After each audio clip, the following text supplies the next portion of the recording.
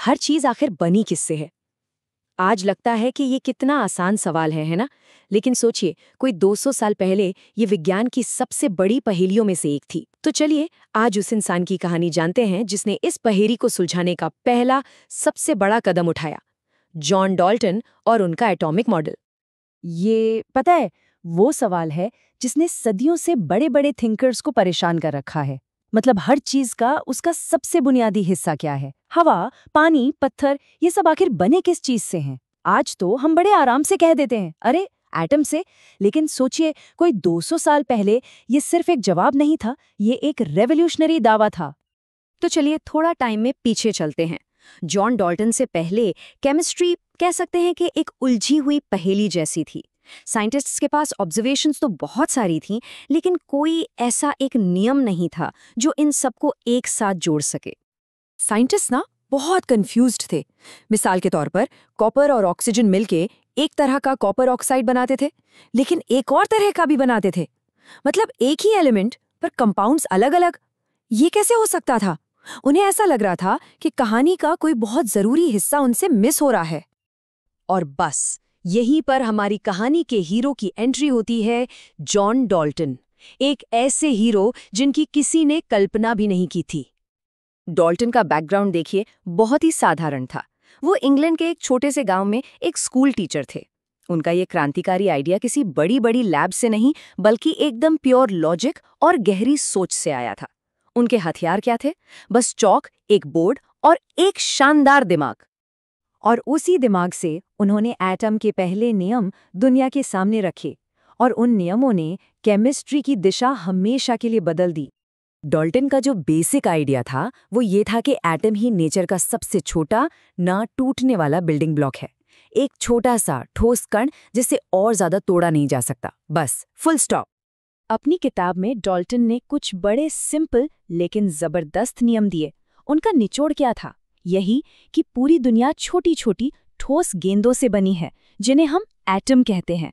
हर element की अपनी अलग खास तरह की गेंदें होती हैं, और जो केमिकल रिएक्शंस होते हैं ना, वो बस इन गेंदों की अदला बदली है। उन्हें रीअरेंज करना है। कुछ नया नहीं बनता, कुछ खत्म नहीं होता। डॉल्टन के मॉडल ने केमिस्ट्री को एक खेल जैसा बना दिया, जैसे अदृश्य लेगो ब्लॉक्स का कोई खेल हो। अचानक से ऐसा लगा कि नेचर में कुछ भी रैंडम नहीं है। अब उसके नियम थे जिन्हें समझा जा सकता था। उनका मॉडल एक ठोस गेंद जितना सिंपल था, लेकिन उसकी ताकत बहुत ज्यादा थी। और डॉल्टन ने अपनी थ्योरी को साबित करने के लिए ठोस सबूत भी दिए। उन्होंने गुणित अनुपात के नियम का इस्तेमाल किया। जैसे जब कार्बन ऑक्सीजन के साथ मिलकर कार्बन मोनोऑक्साइड बनाता है तो रेशियो होता है 1:1। लेकिन जब वही कार्बन कार्बन डाइऑक्साइड बनाता है तो ऑक्सीजन का रेशियो ठीक डबल हो जाता है, 1:2। ये जो सिंपल होल नंबर रेशियो था ना, इसने उनकी थ्योरी को पूरी तरह से सपोर्ट किया।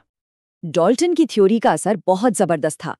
इसने केमिस्ट्री को एक रहस्यमयी कला से एक सटीक साइंस में बदल दिया। पहली बार केमिकल दुनिया को मापा जा सकता था, उसके बारे में भविष्यवाणी की जा सकती थी और उसे समझाया भी जा सकता था। लेकिन जैसा कि साइंस में हमेशा होता है, हर थ्योरी की अपनी एक लिमिट होती है, और डॉल्टन का मॉडल भी कोई एक्सेप्शन नहीं था। जल्द ही इस मॉडल में भी दरारें दिखने लगी। डॉल्टन के दो मेन आइडियाज वक्त की कसौटी पे खरे नहीं उतर पाए। पहला, उन्होंने कहा था कि एटम को तोड़ा नहीं जा सकता, लेकिन बाद में हमें पता चला कि अरे एटम के अंदर तो एक पूरी की पूरी दुनिया है।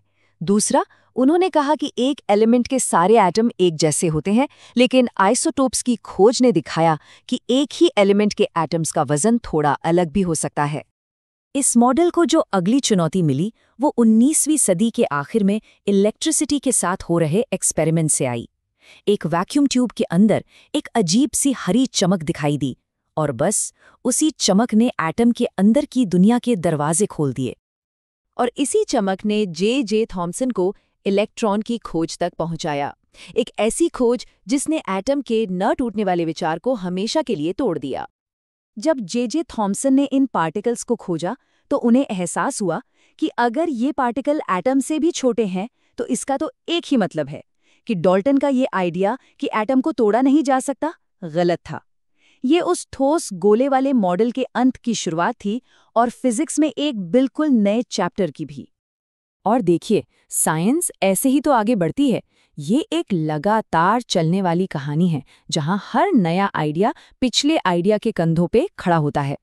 डाल्टन के ठोस गोले से जो सफर शुरू हुआ, वो हमें थॉमसन, रदरफोर्ड और बोहर से होते हुए आज के कॉम्प्लेक्स क्वांटम मॉडल तक ले आया है। तो बात की सबसे अहम बात यह है कि डाल्टन का मॉडल शायद पूरी तरह सही नहीं था, लेकिन वो मॉडर्न केमिस्ट्री और एटॉमिक फिजिक्स की नींव था। वो एक बहुत ज़रूरी पहला कदम था। उन्होंने एक ऐसी मशाल जलाई जिसने आने वाली पीढ़ियों के लिए रास्ता रोशन कर दिया। और ये हमें एक बहुत ही दिलचस्प सवाल पर लाकर छोड़ता है कि आखिर साइंस की तरक्की का स्वभाव कैसा है। जब कोई मॉडल अधूरा साबित होता है, तो क्या उसे एक फेलियर माना जाए, या फिर वो सिर्फ ज्ञान के सफर का एक पड़ाव है जो अगले बड़े आइडिया के लिए रास्ता बनाता है। डाल्टन ने मशाल जला दी थी और अब वक्त है अगले हीरो की कहानी का।